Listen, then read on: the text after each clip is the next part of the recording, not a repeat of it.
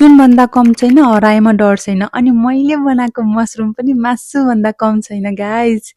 आज चाहिँ मैले मेरो रेसिपीमा व्हाइट मसरुम बनाउँदैछु। यतिको मजाले धोएर मिडियम पिसमा काटेको छु। लेस बेगेन कराईमा तोरीको तेल राखेर मेथी र रातो खुर्सानी फुराएँ। अनि त्यसपछि प्याज फुराउँदैछु। हल्का यसलाई पाक्न दिएर ब्राउन हुन दिएर अनि मैले चाहिँ नुन र थोरै बेसार राखेको छु। अनि पालो आयो मसरुम गडाम गडम खनाउने, नुन थप्ने, यसो चलाइ चुलाइ पारेर 7-8 मिनट छोपेर के राख्दिएको पुरै पानी नै निस्क्यो कि यसलाई पानीलाई मजाले सुकाउनु पर्यो।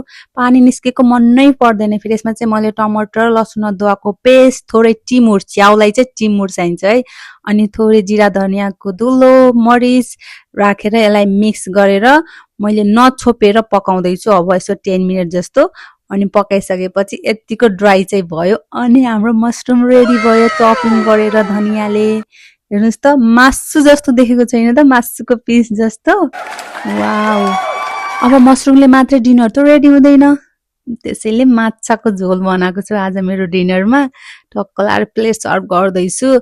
मसरुम राखेर टमाटरको अचार, आलु काँक्राको अचार, अनि आयो माछाको झोल। अनि यो चाहिँ साग चाहिँ हिजोको रक हो थोरै।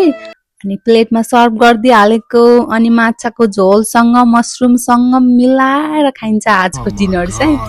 Thank you guys for watching. कस्तो मिठो भएको छ नि, कुरै नगरौँ, झोल हो नि त, तातो तातो मन पर्छ के।